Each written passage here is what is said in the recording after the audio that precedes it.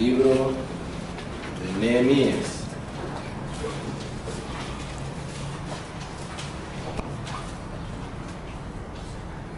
Vamos a considerar el capítulo número 8 y vamos a tener un texto para introducirnos en esta oportunidad. Nehemías capítulo 8. Dice la palabra del Señor y vamos a leer en el nombre del Señor Jesucristo. El versículo es el número 1. Dice que el mes séptimo los hijos de Israel estaban en sus ciudades, versículo 1, y se juntó todo el pueblo como un solo hombre en la plaza que está delante de la puerta de las aguas. Y dijeron a Esdras el escriba que trajese el libro de la ley de Moisés, la cual Jehová había dado a Israel. Y el sacerdote Esdras trajo la ley delante de la congregación, así de hombres como de mujeres, y de todos los que podían entender, el primer día del mes séptimo. Y leyó en el libro delante de la plaza que está delante de la puerta de las aguas, desde el alba hasta el mediodía, en presencia de hombres y mujeres, y de todos los que podían entender. Y los oídos de todo el pueblo estaban atentos al libro de la ley.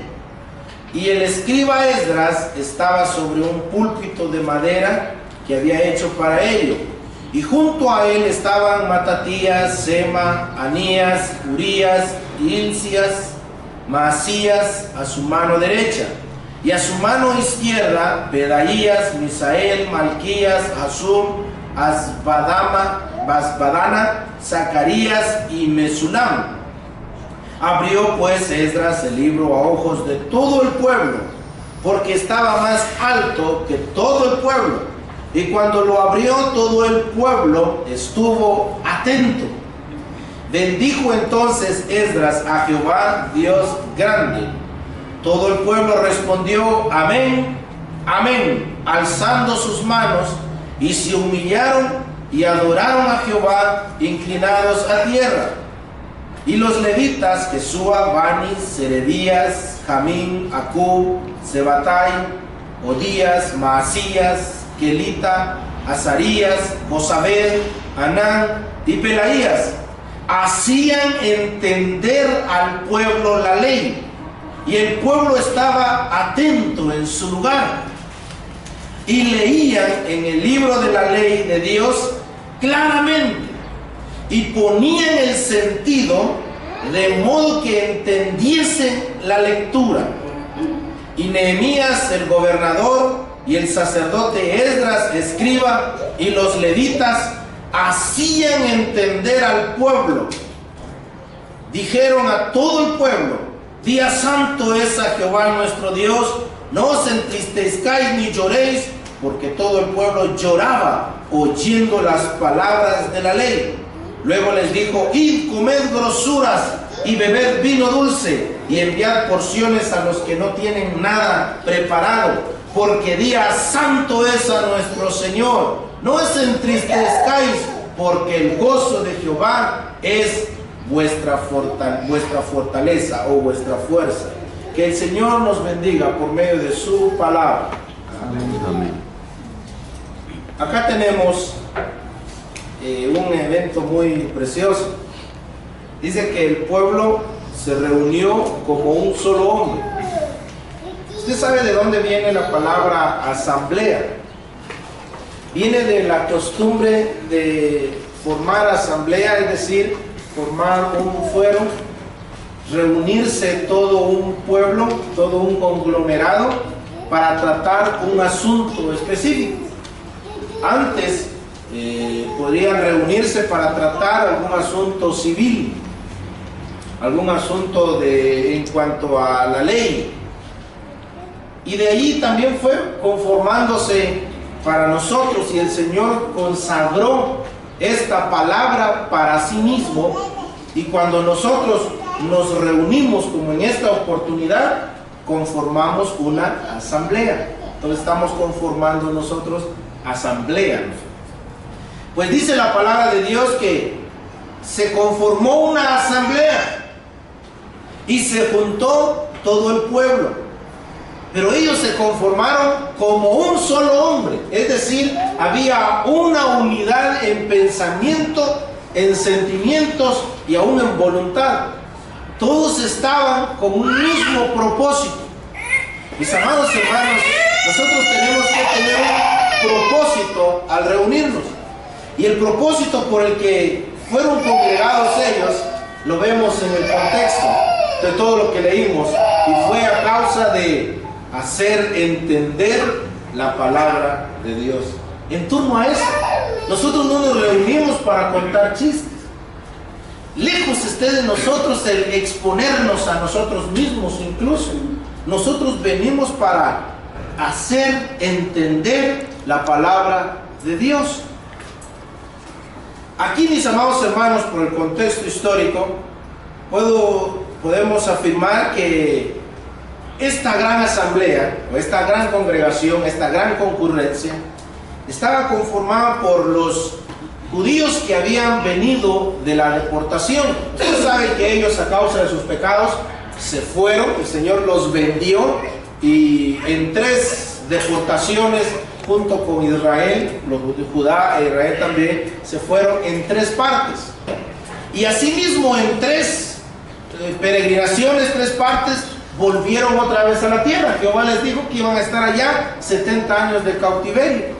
Al estar allá 70 años, allá, pero no fue específicamente, regresaron en la época bajo el liderazgo de Zorobabel, regresó otro grupo bajo el liderazgo de Esdras, y regresa otro grupo bajo el liderazgo de Nehemías.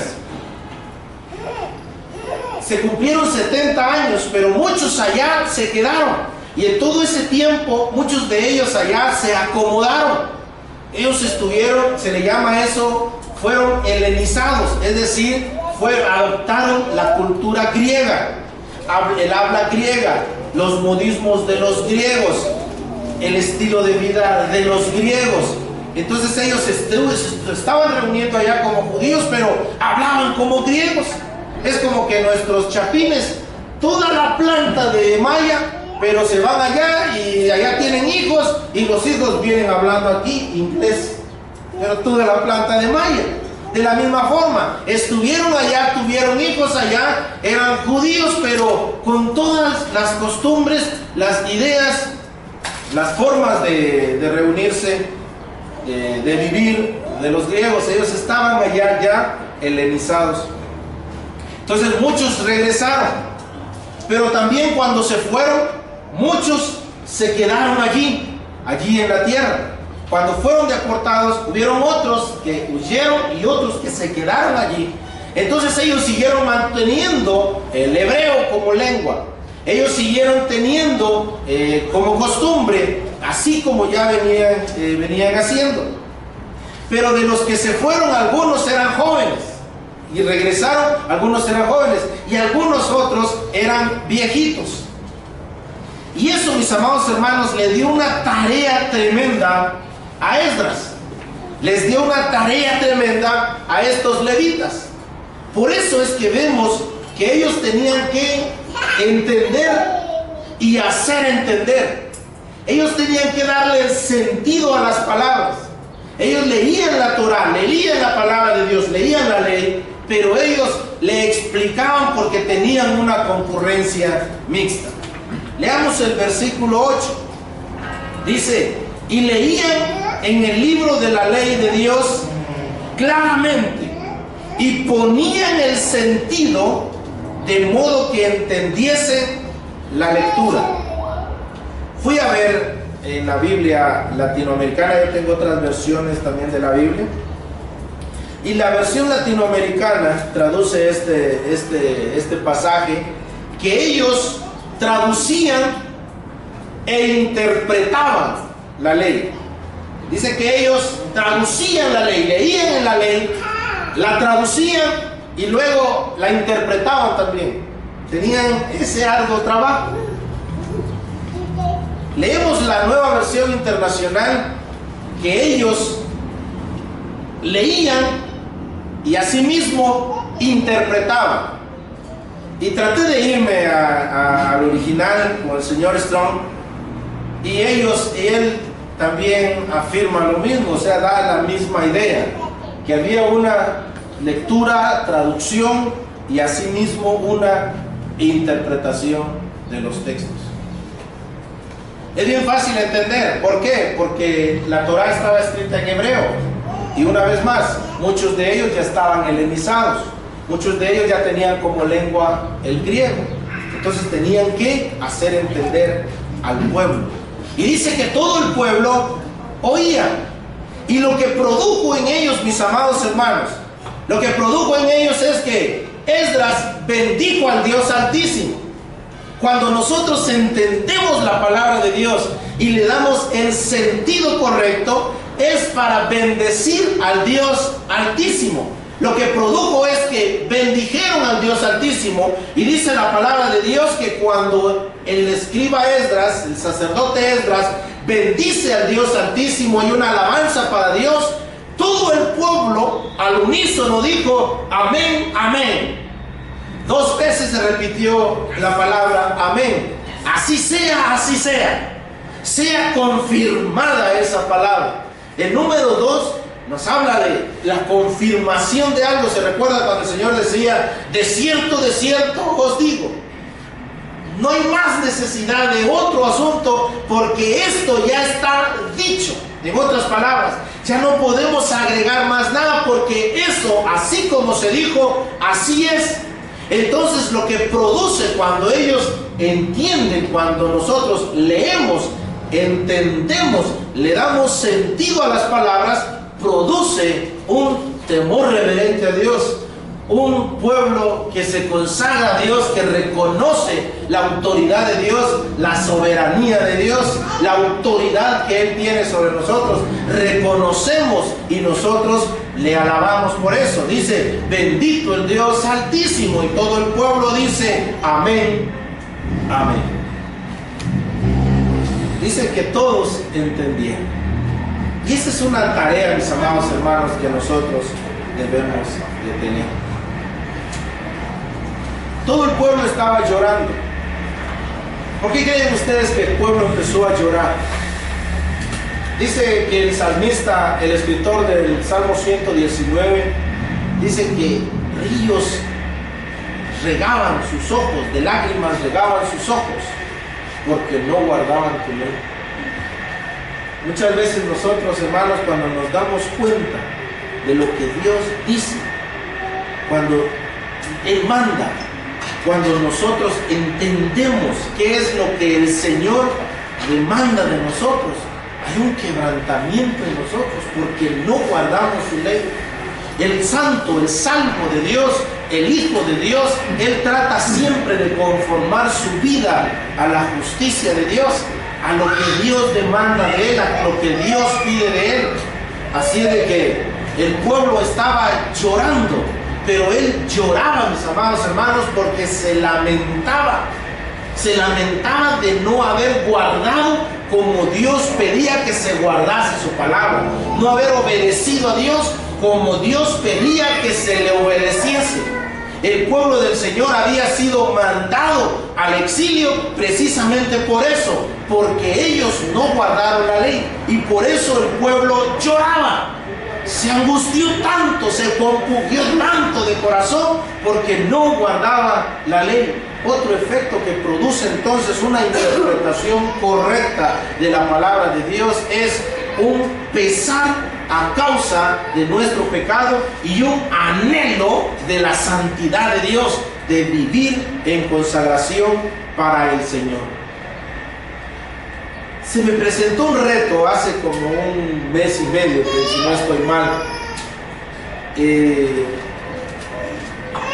hablar sobre la interpretación bíblica, el que hablemos sobre la interpretación de la Biblia. Y vamos a hablar y vamos a dividir nuestro tema en 3 partes. vamos a definir qué es la ciencia que trata la interpretación bíblica y la hermenéutica.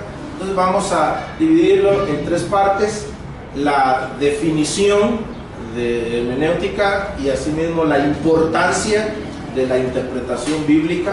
Vamos a ver los requisitos para una interpretación bíblica y vamos a ver unos principios de la interpretación bíblica. Hermenéutica.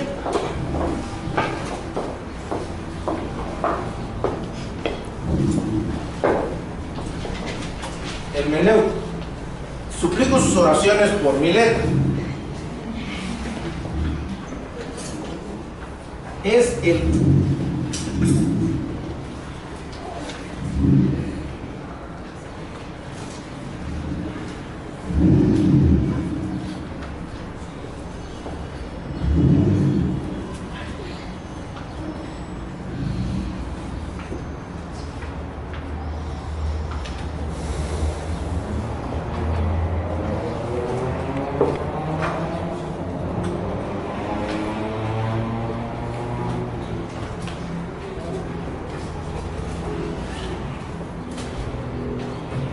y esta es la definición. Anote con rojo, ya que se les ha favorecido con un cuadernito, y si se les favoreció es para algo, para usarlo. Hermenéutica. Yo trato de, cuando encuentro un texto de la Biblia, trato de despedazarlo, trato de agarrarlo por sus partes, una parte por frases, para ir meditando. A eso se le llama método inductivo, de lo menor a lo mayor o de lo mayor a lo menor. Y aquí yo ubico tres fases: es, de y para. Y lo voy a dividir de esta forma, de estas tres partes, para su fácil interpretación. Siempre cuando usted, ya sea en su estudio del colegio, de la escuela, cuando le den una definición, trate de sacar de la definición, los elementos que tiene esa definición, y diferencie cuál es el concepto. Hay una diferencia entre concepto y una definición. Este es el concepto y esta es la definición. El concepto es toda la idea general de algo. La definición es la descripción en pocas palabras del concepto. Por ejemplo, silla es el concepto. La definición de silla es un objeto metálico, en este caso, que sirve para sentarse. Esa es la definición, es un ejemplo nada más. ¿De acuerdo? Entonces, hace referencia a la naturaleza, a la descripción a lo que hace, lo que cumple, lo que hace, a qué se dedica. Y para hace referencia al objetivo, a lo que busca lograr. Ahora, ¿por qué decimos que la hermenéutica es el arte? Es arte, si gusta anota allí, es arte porque es producto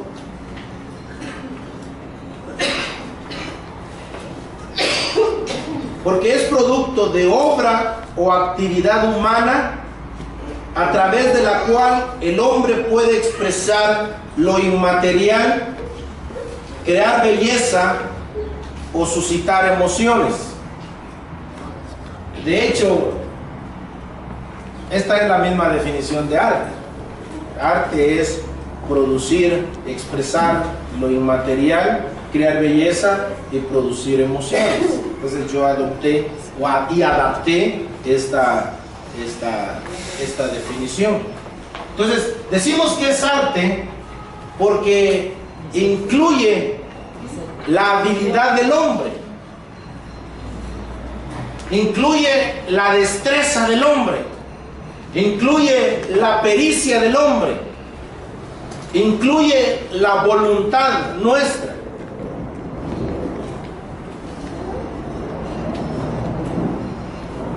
Se dice que es ciencia. Es ciencia porque tiene reglas y principios que pueden clasificarse en un sistema ordenado. Entonces, es ciencia porque tiene reglas y principios que pueden clasificarse en un sistema ordenado. Es decir, tiene reglas, tiene principios, y esos principios los podemos aplicar a algo específico. De hecho, de eso se trata la ciencia, tener reglas y principios, y todo eso lo amoldamos a algo y siempre nos va a dar un efecto. Uniendo estas dos frases, es ciencia porque tiene esos principios, tiene esas reglas, pero se necesita que esas reglas las sepamos aplicar. Es necesaria la pericia del hombre, la experiencia nuestra. Es necesario que sepamos aplicarlas, porque si no sabemos aplicar esos principios, pues nosotros vamos a desviarnos por completo. No va a salir lo que nosotros queremos. Y en este caso, el fijar el sentido del texto. Entonces, la ciencia y el arte de interpretar. Interpretar los principios y las reglas son los que buscan interpretar. Le voy a dar la definición de interpretar. Interpretar es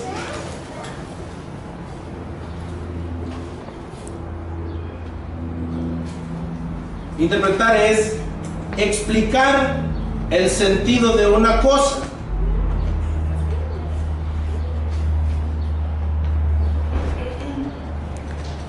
Dar determinado sentido a palabras, actitudes, acciones.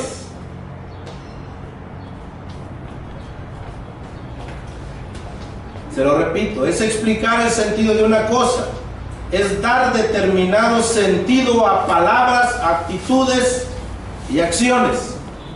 En el tema que nos ocupará, en nuestro cursillo, se refiere a las palabras, actitudes y acciones escritas en la Biblia, que es nuestro texto de estudio, que es lo que nosotros vamos a estudiar. Ahora, el aplicar, el tener los principios y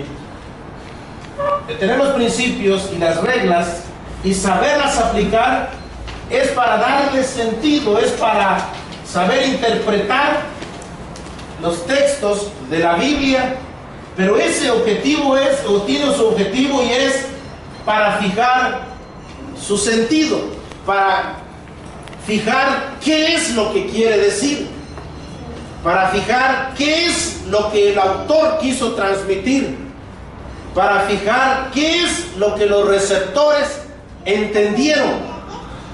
Y de eso, mis amados hermanos, no nos tenemos que salir. ¿Qué es lo que el autor quiso decir? ¿Qué es lo que los receptores entendieron de eso? Y allí, mis amados hermanos, deja por fuera, cuando respondemos a esa pregunta, deja por fuera una mala, pésima, absurda costumbre que hoy en día se tiene en muchas iglesias. Mi esposa, ya hace años, la invitaba a su vecina, la invitaba, mire, fíjense que una célula, vamos a ir a una célula, la invito a una célula, vamos a la célula, y eran los viernes, y mi esposa me había dicho que fuéramos a la célula, porque le estaban invitando a ir a la célula, y yo los viernes estamos aquí en la reunión. Entonces, bueno, dije yo estoy allá, ellos se les dificulta venir, entonces también es justo de que ya, entonces fuimos, estábamos reunidos allí y el que estaba ahí enfrente daba una cita bíblica. Para usted, ¿qué significa este texto? Para usted, ¿qué significa este texto? Para usted, ¿qué significa? Y todo el mundo, o sea, todos los que estaban ahí reunidos dijeron, para mí significa tal cosa, para mí significa tal cosa, para mí significa tal cosa, y para mí otra. Y todo el mundo dio lo que significa para él ese versículo. Y en ningún momento se conformó con todo lo que todos estaban pensando de ese versículo. Entonces, yo dije, este es un peligro. Es un peligro tremendo. No se trata de lo que significa para mí.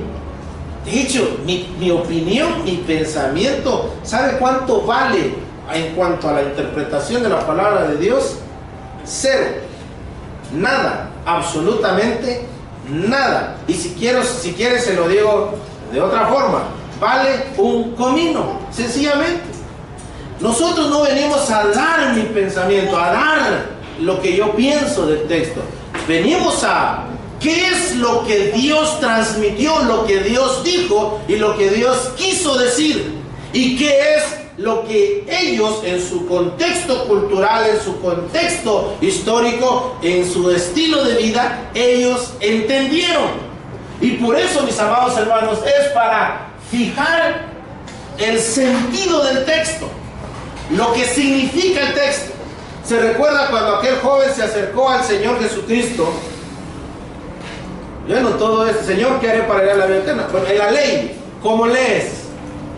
En la ley, ¿cómo lees? Lo que estaba diciendo el Señor allí no estaba preguntando, tú lees parado, tú lees sentado, lees acostado, lees así, lees de otra forma. Lo que el Señor estaba diciendo es, ¿qué entiendes? Es decir, ¿qué dice la ley? ¿Qué es lo que la ley te exige? ¿Qué es lo que la ley te pide? ¿Qué lees en la ley? ¿Qué es lo que dice la ley? ¿Qué es lo que establece la ley? ¿Qué es lo que Dios quiso decir? Hay algo que sí es cierto. Dios ha dicho lo que quiso decir y quiso decir con lo que ha dicho. Así de que, ¿qué es lo que Dios dijo? ¿Qué es lo que Él quiso decir? ¿Qué es lo que el pueblo entendió? Y por eso es que aquí nosotros leemos en 8:8, leían en el libro de la ley de Dios y lo leían claramente y ponían el sentido de modo que entendiesen la lectura. Ellos ponían el sentido. ¿Pero por qué leían claramente?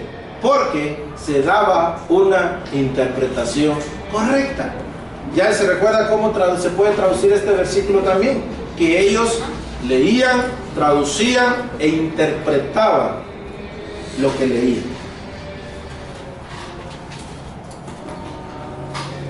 Dice que en el griego, en el hebreo, el poner sentido a las palabras de Nehemías 8, del hebreo sum,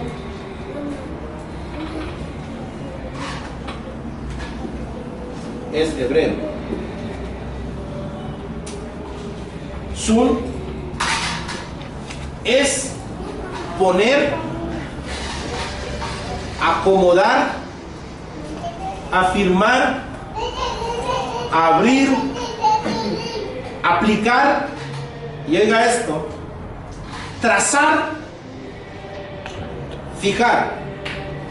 Dice que ellos le ponían el sentido, es decir, ellos trazaban el sentido, ponían la línea correcta, igual como el albañil que pone la plomada y allí está, y de allí no se sale, de esa plomada no se sale. Entonces ellos trazaban esa línea, igual como aquel que quiere fijar una línea en algo.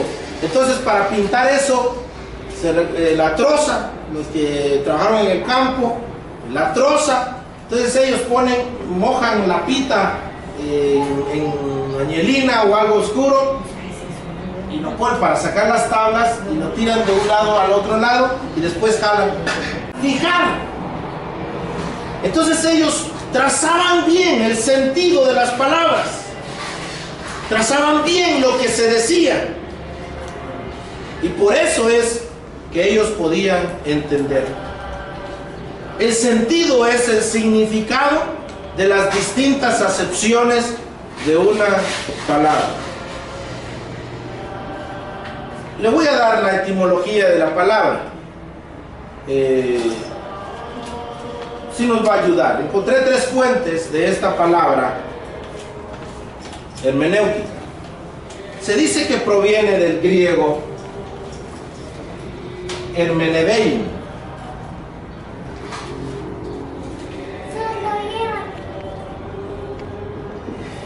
Hermenedein, que significa declarar, anunciar, esclarecer, y por último significa también traducir. Es decir, que alguna cosa se vuelve comprensible o es llevada a la comprensión. Una cosa se vuelve comprensible o es llevada a la comprensión. Cita bíblica para esto, Nehemías capítulo 8, ya lo leímos. Se considera que este término en la cultura griega fue donde se floreció la lectura, y la escritura. En la palabra de Dios leemos de que los atenienses se interesaban en oír y en hablar algo nuevo. O sea, que ellos, todo lo que era nuevo y todo lo que era filosofía, todo lo que era la retórica, el buen hablar, el buen expresarse, la oratoria, tuvo su florecimiento allí. Allí se tuvo su mayor apogeo, mejor dicho. Entonces muchas de estas cosas surgieron en la Grecia. De hecho, Grecia era tan culto que los que no eran que los que no eran griegos, a ellos les tildaban como los bárbaros, los ignorantes. Ellos son bárbaros, son ignorantes. Y ellos los trataban con desprecios porque era el culto griego, es decir, los sabelotodos griegos. Y se dice que en la cultura griega había un dios que se llamaba Hermes, y él era el encargado de dejar claro cuáles eran los oráculos o las disposiciones de los dioses. Y por eso fue que empezó a aplicarse la hermenéutica a tratados filosóficos y religiosos. Todos los tratados filosóficos y religiosos surgían allí, o eran aplicadas estas reglas. El hermenéutico, es decir, la persona que hacía hermenéutica, el hermenéutico para los griegos era una persona, era la encargada de descifrar las sentencias oscuras. Cuando los filósofos estaban hablando y dictaban sus discursos y sus sentencias, y había algo que otros no entendían, acudían al hermenéutico, acudían a esta persona.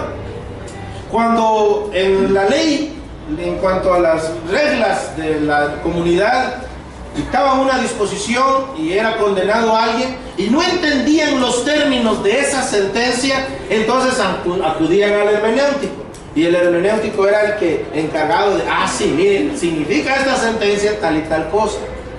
Nuestra sociedad está tan influenciada por la sociedad griega que aquí en Guatemala también tenemos eso en cuanto a la ley.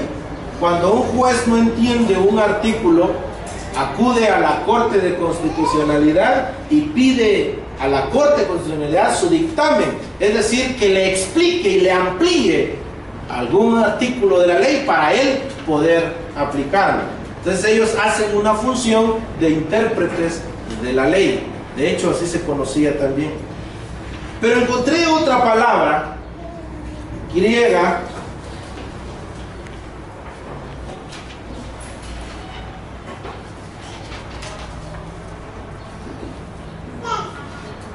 que significa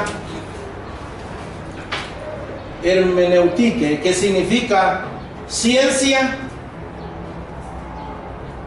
y técnica, que tiene por objeto la interpretación de textos religiosos o filosóficos, lo que explicaba hace rato, especialmente en nuestro caso las Sagradas Escrituras.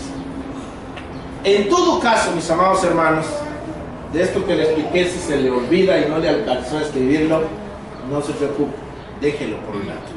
En todo caso, es interpretación del sentido de las palabras de los textos, de la teoría. Es la ciencia volcada a la interpretación de los signos y del valor simbólico de esos signos, es decir, de esas palabras. Quiero que veamos la importancia de interpretar correctamente la palabra de Dios. Está la importancia de conocer la Biblia, y también tengo otro punto con la importancia de interpretar correctamente la Biblia. Primero vamos a ver la importancia de interpretar correctamente la Biblia. Primero, ¿por qué debemos interpretar correctamente la Biblia? Porque Dios así lo demanda, sencillamente, porque Dios así lo demanda. Segunda Timoteo 2:15. Hagamos un esgrima, ¿sí? Hagamos un esgrima. Alguien me lee Segunda Timoteo 2:15.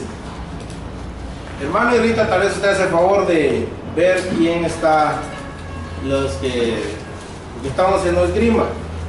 Procura con diligencia presentarte a Dios aprobado con todo obrero, que no tiene de qué avergonzarse, que usa bien la palabra de verdad. Oiga esto, que usa bien la palabra de verdad. Dios, a través del apóstol Pablo, procura con diligencia, con solicitud, presentarte a Dios aprobado como obrero que no tiene de qué avergonzarse y que usa bien la palabra de verdad. La versión antigua dice que traza bien, que fija bien la línea, que abre bien los textos de la palabra de Dios. 1 Pedro 4:11. Es otro esgrima. Y si alguno hable conforme a las palabras de Dios, si alguno ministra conforme al poder que Dios da, para que todo sea Dios glorificado por Jesucristo, a quien pertenece la gloria y el imperio por los siglos de los siglos. Amén. Si alguno habla, no hable payasadas, hable conforme a las palabras de Dios. Conforme, es decir, que se conforma con lo que Dios ha dicho. Es decir, su estilo de vida de predicación se conforma a lo que se ha establecido. Y por eso es que es importante la interpretación. Primer libro de Reyes 22:14.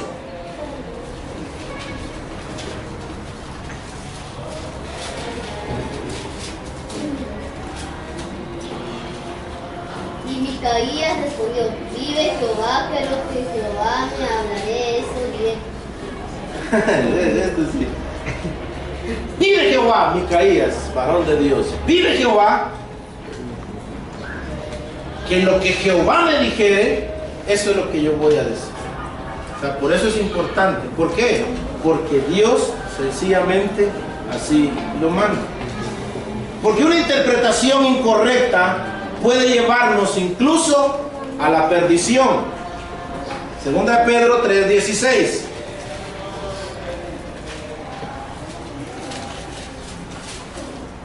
Casi en todas sus epístolas, hablando en ellas de estas cosas, entre las cuales hay algunas difíciles de entender, las cuales los indoctos e inconstantes tuercen, como también las otras escrituras, para su propia perdición. Cosa seria esto. Dice, el apóstol Pedro está hablando de los escritos del apóstol Pablo. Y ahí podemos sacar beneficios de este pasaje. Miren, ¿se da cuenta usted cuando habla de las otras escrituras, se está refiriendo a las escrituras del Antiguo Testamento. Entonces, como las otras escrituras, quiere decir que los escritos del apóstol Pablo, el apóstol Pedro los está nivelando a las otras escrituras. Tienen la misma autoridad. Las epístolas paulinas, el mismo apóstol Pablo está reconociendo la misma autoridad. En ninguna parte el evangelio de Judas, pero la iglesia primitiva, los apóstoles en ningún momento dieron testimonio de esos escritos, nunca citaron esos escritos.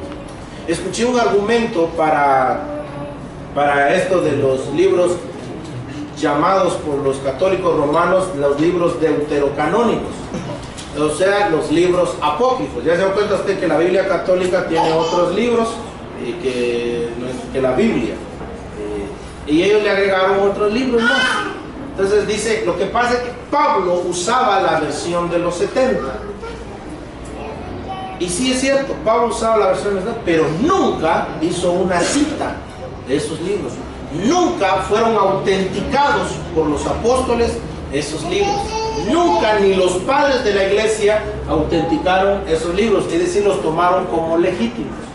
Así de que el apóstol Pedro dice que los indoctos e inconstantes, un indocto es uno que no es preparado en una ciencia, un docto es uno que está preparado en una ciencia. Entonces los indoctos, los que no están preparados para tal función, en otras palabras, la función de interpretar las escrituras. Los indoctos e inconstantes son aquellos pues que son como las nubes sin agua, llevadas de un lado para otro. Vienen un domingo, el otro domingo no vienen el día de entre semana, se lee la Biblia cada mes, se lee la Biblia cada vez que nos la leen, etc. Entonces dice el apóstol Pedro, los cuales, dice, los indoctos e inconstantes tuercen, no tienen una interpretación correcta. Ahora, dice el apóstol, y eso nos debería hacernos temblar a nosotros, el apóstol Pedro dice que tuercen para su propia perdición. Tuercen las escrituras para su propia perdición. Por aquí cerca, no lo tengo en mis notas, dice capítulo 2, versículo 1.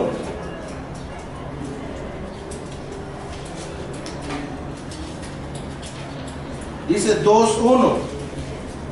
Pero hubo también falsos profetas entre el pueblo, como habrá entre vosotros falsos maestros, que introducirán encubiertamente herejías. La palabra herejía del griego es airesis, que significa secta, puede ser traducido también como secta. Entonces, que introducirán sus sectas, en otras palabras, que son destructoras, y aún negarán al Señor que los rescató. O sea, llegarán a ese extremo, atrayendo sobre sí mismos destrucción repentina, y muchos seguirán sus disoluciones. Así es de que eso, mis amados hermanos, debe hacernos temblar para hacer una interpretación correcta. Santiago también nos dice, hermanos, no os hagáis maestros muchos de vosotros, sabiendo que recibiremos mayor condenación. Wow. Entonces yo no voy a predicar, yo no voy a buscar ser maestro, el hermano Eric va a recibir una condenación tremenda. Fíjese que la condenación no se recibe por ser maestro, la condenación se recibe por ser falso maestro, por ser falso profeta. Allí Santiago lo que está diciendo es el peligro de aplicar mal la palabra de Dios, de interpretar. Dice que si nosotros, es más pequeño en el reino de los cielos, será tomado aquel que tuerce uno de estos versículos y así lo enseñe a los hombres. Lo enseñamos a los hombres. Una oportunidad le dije al hermano Apolonio, hermano, usted ha cometido errores en el púlpito, y la respuesta a él fue muy sincera y dijo, sí. Hermano, otra pregunta, a propósito, él dijo, no. Y eso es cierto, nosotros no estamos exentos de cometer un error. Nosotros podemos desviarnos nosotros, pero que sea a propósito, hermanos. Que sea por negligencia, que sea por no aplicar bien la palabra de Dios, no trazar bien, ya como nos lo exhortó el apóstol Pablo a hacerlo, que no tracemos bien la palabra de Dios. Una vez más, que sea por pura y llana negligencia. El maestro está expuesto a la iluminación de las Escrituras. Nosotros estamos más expuestos a la iluminación de las Escrituras. Y nosotros perdernos de esa iluminación y así enseñarlo, recibiremos mayor condenación. ¿Sabían ustedes que en el infierno va a haber grados de castigos? No va a ser un castigo para todos. Todos van a estar allí sufriendo, pero van a haber grados de castigo. Dice en Apocalipsis, darle 3 veces, pagarle 3 veces más a ella, refiriéndose a la gran ramera. 3 veces, o sea, la medida, 3 meses. Así colman ellos. O sea, va a haber un colmo de sus males. O sea, va a haber una aplicación un poco más fuerte a aquellos que a sabiendas hemos cometido de algún pecado, algún error, mejor dicho. Otro. Porque una interpretación correcta puede llevarnos a destruir las divisiones que nosotros mismos hemos creado. Primero los Corintios 1, 10 al 13.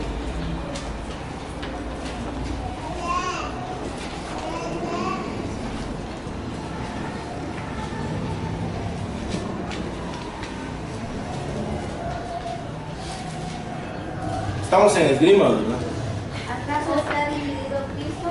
¿Fue crucificado Pablo por vosotros? ¿O fuisteis bautizados en el nombre de Pablo?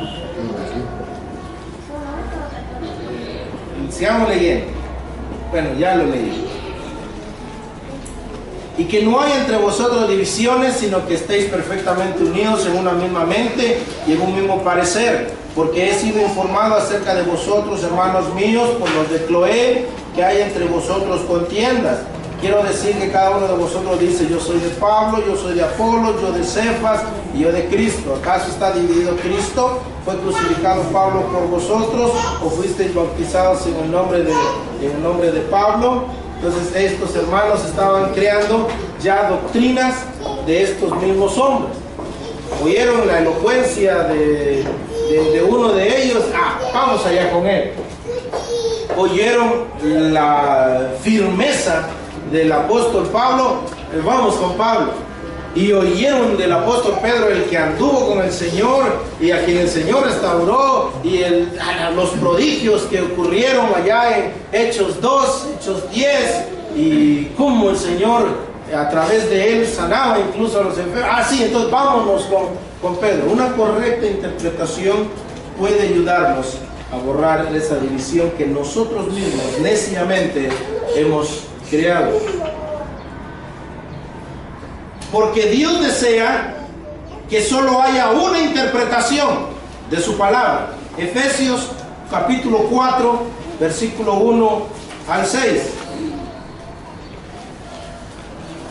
Yo pues, preso en el Señor, os ruego que andéis como es digno de las vocaciones con que fuisteis llamados, con toda humildad y mansedumbre, soportaos con paciencia los unos a los otros en amor, solícitos en guardar la unidad del Espíritu, en el vínculo de la paz, en cuerpo y en espíritu, como fuisteis también llamados en una misma esperanza de vuestra vocación. Un Señor, una fe, un bautismo, un Dios y un Padre de todos, el cual es sobre todos, y por todos y en todos. Amén. Porque la Biblia, voy a ir rápido mejor, otro Salmo 119, 97.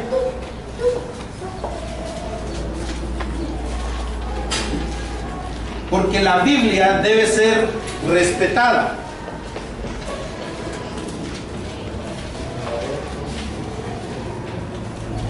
Oh, cuánto amo yo tu ley, todo el día he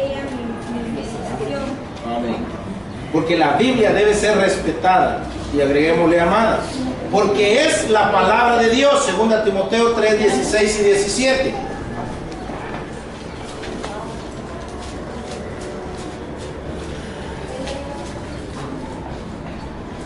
Toda escritura es inspirada por Dios y útil para enseñar, para redarguir, para dirigir en justicia, a fin de que el hombre de Dios sea perfecto, enteramente preparado para toda buena obra. Amén. Este está bueno, porque la palabra de Dios nos juzgará en aquel día. Juan 12, 48 y 49.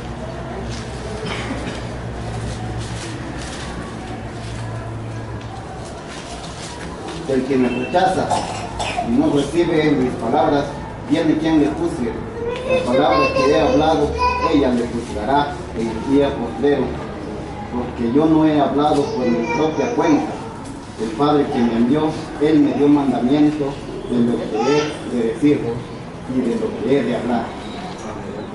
Ya citamos 2 Timoteo 3, 16 y 17, 2 Pedro 1, 20 y 21, porque la Biblia, la palabra de Dios, no se contradice a sí misma.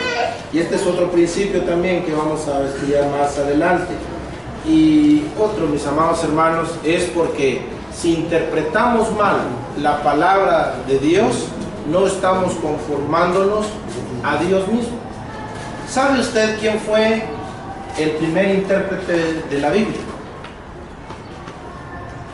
¿Alguien sabe quién fue el primer intérprete de la Biblia? Solo que lo hizo para mal. Fue Satanás. Fue Satanás.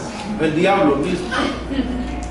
Llegó allá al huerto y le dice a la mujer: con que Dios os ha dicho, mire, Dios os ha dicho.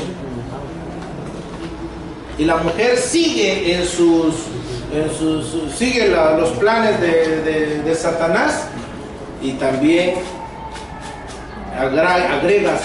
le da su añadidura. Sí, Él nos dijo que no comiéramos y que ni aún tocáramos. Otra intérprete, pero dos intérpretes erróneos. Dios no les dijo que ni aún lo tocara. Yo siempre he dicho esto: si Adán y Eva o Eva tenían eso para evitar llegar a comer del árbol del fruto prohibido, que ni aún tocarlo estaba bien. Pero añadirle más a lo que Dios le había dicho, ese era un completo error. Así de que quien le añadió también fue Eva. El Señor lo que les dijo fue: no van a comer. ¿Se recuerda usted en Mateo capítulo 4, versículo 1 al 11, donde está la tentación al Señor Jesucristo, donde Satanás les dijo al Señor Jesucristo: escrito está acerca de ti, a sus ángeles mandará? Pero ¿qué hizo y Satanás? Interpreta la palabra de Dios. Mire usted que toma la Biblia, pero interpreta esa Biblia, interpreta mal la Biblia, porque violó un principio que se llama el contexto. Saca del contexto un versículo: a sus ángeles mandará acerca de ti para que tu pie no tropiece en piedra. Saca del contexto para buscar un propósito, que el Señor hiciera algo espectacular y manifestase allí en medio de ellos. Pero fíjese que tan mal intérprete es, y cómo los malos intérpretes, para su propia perdición, malinterpretan la Biblia. El pobre Satanás, es una forma retórica de hablar, no lo estoy menospreciando. Él tiene una capacidad tremenda de confundir a las personas. Mire cómo tiene a la sociedad con la música, con el sexo, con el cine. Mire cómo los tiene patas arriba a este mundo.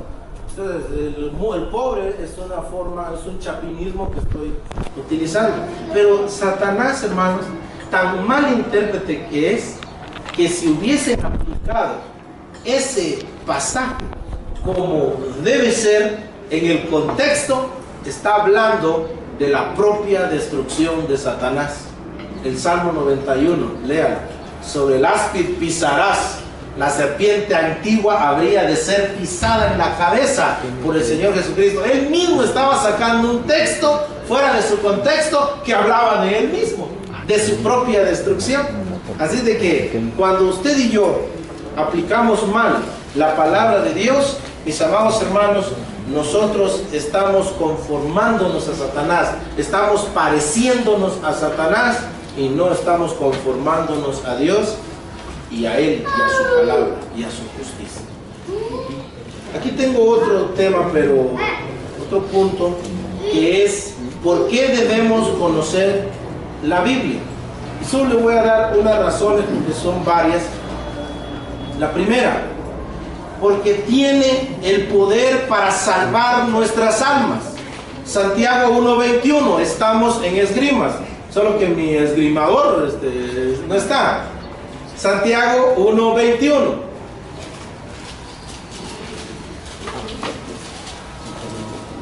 Yo lo voy a anotar.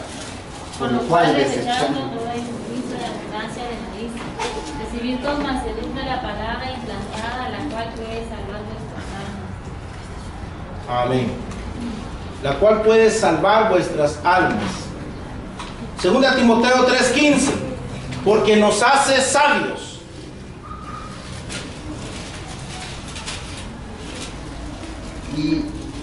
Y que desde la niñez ha sabido las Sagradas Escrituras, las cuales te pueden hacer sabios para la salvación por la fe que es en Cristo Jesús.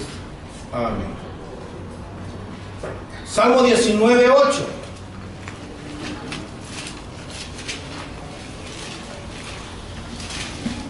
El mandamiento de Jehová son rectos que alegran el corazón. ¿Quién lo leyó? Pedro. Y Salmo 119:105. Lámpara es a mis pies tu palabra y lumbrera a mi camino.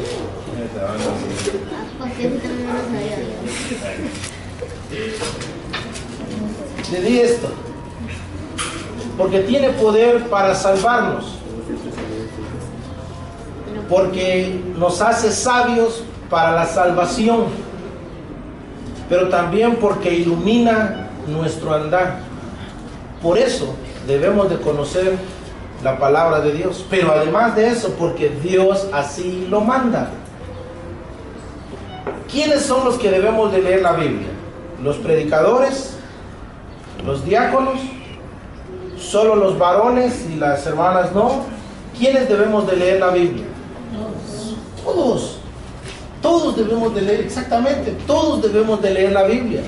¿Quiénes debemos de interpretar correctamente la palabra de Dios? ¿Solo los ministros? ¿Solo los ancianos? Hermanos, todos. ¿Se recuerdan ustedes del apóstol Pablo? Hablen, los profetas, hablen 2 o 3 y los demás se duermen. Así dice. ¿Y por qué nos dormimos entonces? Hablen 2 o 3 y los demás juzguen. Ah, ya hermano, ya entendí. Entonces yo ahorita voy a ver, su saco no combina para nada con su pantalón y mucho menos con su corbata. Lo estoy juzgando. Ah, que no se refiere a eso. Voy a juzgar al hermano Eric ahorita. Esa su barba no le va para nada, aunque le disimula sus cachetes. Y estoy juzgando al hermano Eric. El hermano Eric tiene una pésima forma de hablar. Si usted va a buscar errores en el predicador, usted va a encontrar, y va a buscarlos en mí, usted va a encontrar una infinidad de errores. En mi persona, no digamos. Pero mis amados hermanos, a lo que se está refiriendo allí, los demás juzguen. Pero ¿cómo vamos a ejercer el ministerio de escudriñar los espíritus? Porque de eso habla también. Que nosotros tenemos que escudriñar los espíritus, escudriñar lo que se habla. Pero ¿cómo vamos a cumplir la función? Un don dado del Espíritu Santo para la congregación. Si nosotros, yo no predico, entonces que estudien la Biblia los varones. No, hay reuniones de hermanas. Hay ministerio con los niños. Entonces todo mundo tenemos, y máximo cuando estamos acá, los demás tienen que juzgarnos. Es necio aquel predicador que cuando termina se baja, se enoja porque mi hermano dice que, mire, la palabra de Dios dice esto. Yo no sé, tal vez yo soy el error, pero mire. Y muchos hasta se enojan. Es necio el predicador que hace eso, porque el otro está cumpliendo su función de juzgar al predicador. Una vez más, no juzga su forma de vestir. ¿Qué le importa su forma de vestir? Le va a juzgar la palabra de Dios. La Biblia dice, cuando el Señor nació, paz y buena voluntad, y paz para los hombres de buena voluntad. ¿Cuántos dicen amén a eso? Paz para los hombres de buena voluntad. ¿Está bien así, no?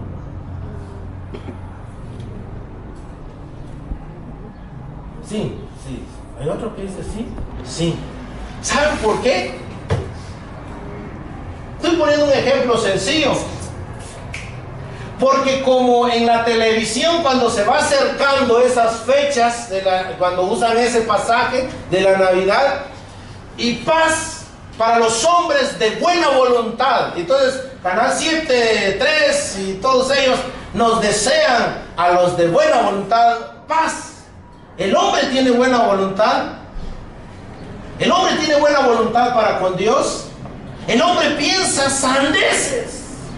El hombre piensa gastar su aguinaldito, lo piensa gastar en borracheras, en orgías. El hombre no tiene buena voluntad. Si vamos al texto, el texto nos dice que hay buena voluntad para con los hombres. Eso es lo que dice el texto. Y yo hubiese venido acá y les digo a ustedes, y todo el mundo dice amén. Pero ¿qué hay del texto? Se lo dejo como tarea, porque tal vez yo me estoy equivocando entonces. El texto nos dice que hay buena voluntad de Dios para con los hombres. Pero no dice, la Iglesia Católica lo dice así: paz a los hombres de buena voluntad. Entonces desean a nosotros que tengamos paz en las Navidades, pero en realidad, hermanos, el texto dice que hay buena voluntad de Dios cuando Él envía a su Hijo, la mayor y mejor evidencia, más grande evidencia de la buena voluntad de Dios para con nosotros. La voluntad de Dios se manifestó, sí es cierto, en Lot, cuando le permitió que él saliera de Sodoma. Sí hubo una buena voluntad cuando dio su ley. Sí hubo una buena voluntad de parte del Señor, pero la máxima expresión del amor de Dios es en Cristo Jesús, Señor nuestro. Así de que nos damos cuenta entonces cómo usted tiene que aplicar el ministerio de juzgar al que está predicando, y por eso es importante una correcta interpretación de la palabra de Dios. Una oportunidad hubo uno que para fundamentar su idea de la reencarnación en una iglesia evangélica, imagínese usted, para fundamentar su idea de la reencarnación, él utilizó un pasaje, y es Juan capítulo 3, y dice: os es necesario nacer de nuevo. ¿Ya vieron? Dice él, es necesario que una persona nazca otra vez. Y con eso estaba él usando ese texto estaba él usando para fundamentar su falsa idea de la reencarnación. ¿Y qué pasó con la congregación? Creo que es oportunidad para decirle a usted por qué siempre he dicho que en el neopentecostalismo hay una ignorancia tremenda. Hay un oscurantismo. Mire, la iglesia está cayendo a un oscurantismo peor que el que propició la Iglesia Católica Romana. En la historia se conoce durante todo el tiempo que la Iglesia Católica predominó, se conoce como la época oscurantista. Los que están estudiando ya básicos van a entender eso, el periodo oscurantista. 316 más o menos para la época de la Reforma. Si usted se da cuenta, los mayores inventos sucedieron después de la Reforma. Cuando la palabra de Dios empezó a pregonarse, empezó la ciencia a desarrollarse en gran manera. En tan pocos años hubo una tecnología tremenda, grande. Oscurantista. ¿Se recuerda usted de Copérnico? ¿Se recuerda usted de Galileo Galilei, que la Iglesia Católica misma quemó, mató? ¿Se recuerda usted aquel que dijo, sin embargo, se mueve? Cuando él decía que la tierra se movía, la tierra era la que se movía. Entonces dice que lo llevaron a la hoguera. ¿Te vas a retractar? Y él dijo, bueno, sí. Y cuando ya lo estaban matando, y sin embargo, se mueve. El hombre siguió con su teoría. Pero hubo un oscurantismo allí. Y aquí estamos cayendo, hermano. En esta época estamos cayendo en una época oscurantista. Y por eso yo me atrevo a decir que allí en el neopentecostalismo existe una tremenda ignorancia de la palabra de Dios. Le pongo ejemplos y una vez más aprovecho aquí a poner ejemplos.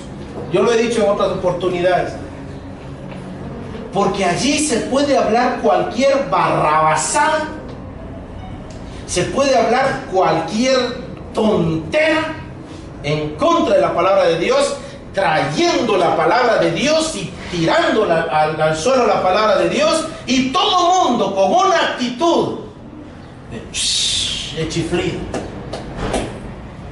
Había un fulano, un pastor en un congreso para varones, ya con esto voy terminando, un congreso para varones, y ahí estaba el tipo, y el hombre Guillermo Maldonado, lo puede buscar en el internet también, la barrabasada de Guillermo Maldonado, o Guillermo Maldonado compara a Dios con prostituta. Búsquelo así en el internet. No vaya a buscar a usted sin Paulina Rubia ya se divorció y se volvió a casar. Deje de estar buscando usted tonteras. Si tiene esa cosa, pues úsela para bien. Úsela para bien. Busque hermenéutica y busque ahondar más en todo esto. Y tal vez usted va a ser quien me va a dar clases a mí. Pues bien, está ese tipo allí y dice: Dios es como una ramera. A una ramera tú tienes que pagarle primero. Si no, voy a utilizar esta expresión, perdón hermano, si no, no abre las piernas. Tienes que darle primero a Dios para que Él se mueva. ¿Y saben qué hacen 7,000, 6,000 individuos? Porque pasan todavía, tienen la osadía de pasar las cámaras a todos ellos. ¿Y saben qué hacen todos ellos? Cuando yo veo ese video, yo digo, un sano en la doctrina, un sabio nada más, solo un sabio nada más. Pero todo el mundo,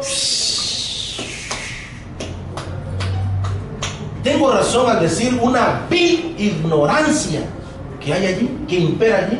Un oscurantismo, hermano, y un oscurantismo. Don Carlos Luna, don Cachito, pues, Cash Luna. Este individuo, tengo varios casos de él. Y este individuo dice en una oportunidad, hablando de Simón el Mago, Simón llegó allá y quiso dar una ofrenda al ministerio de Pedro. Pero Pedro, tu dinero perezca contigo, le dice. Como él utiliza esta expresión, como ya se había echado antes a Ananías y Zafira, como ya se había echado antes, entonces pensaba echarse a Simón. Y todavía se burla del apóstol Pedro, porque dice, que perezcas te digo, que perezcas te digo, te ordeno que perezcas. Y Simón estaba así, y él hace así, o sea, se pone el de ejemplo, porque él es un Simón el Mago. Él padece de la simonía, comete el pecado de la simonía. Y él así, no caía, no moría. Lo cual demuestra, dice él, que Pedro era el que estaba en el error. ¿Y sabe qué dicen los demás ahí? Otra vez, toda la bola de ignorantes. De verdad. Y da pena. Da pena. Todos los ignorantes. En este curso, Dios mediante, y vamos a tomar ejemplos y lo vamos a sacar ahí también, porque saca del contexto muchas de las enseñanzas de la palabra de Dios, y son enseñanzas centrales, verticales de la palabra de Dios. Vamos a ver incluso la interpretación que le da a la puerta angosta, y se va a reír, hermano, o se va a preocupar usted de la fe. Ya no pudimos ver los requisitos para una interpretación correcta de la palabra de Dios, pero si el Señor nos lo concede, lo vamos a ver más adelante. Vamos a quedarnos aquí, mis amados hermanos, y hasta ahorita que el Señor nos siga bendiciendo por medio de su palabra. Amén. Amén.